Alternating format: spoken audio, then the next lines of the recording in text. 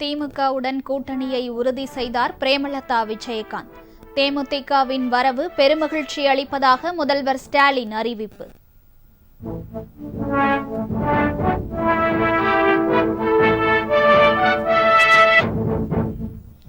திமுக கூட்டணியில் தேமுதிக இணைந்ததை கேப்டன் விஜயகாந்தின் ஆன்மா மன்னிக்காது. பிஜேபி தலைவர் நயினார் நாகேந்திரன் விமர்சனம்.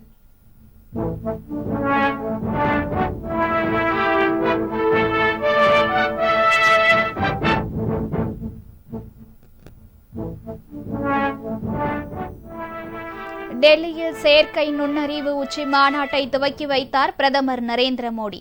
பல்வேறு உலக நாடுகளின் தலைவர்கள் பங்கேற்பு.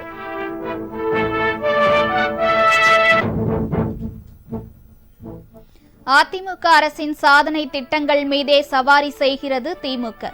எதிர்க்கட்சித் தலைவர் எடப்பாடி பழனிசாமி காட்டமாக விமர்சனம்.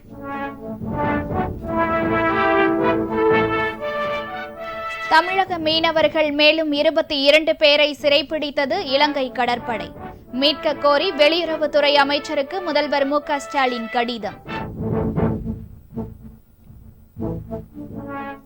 ஆபரண தங்கத்தின் விலை இன்று ஒரே நாளில் சவரனுக்கு 2160 ரூபாய் உயர்வு.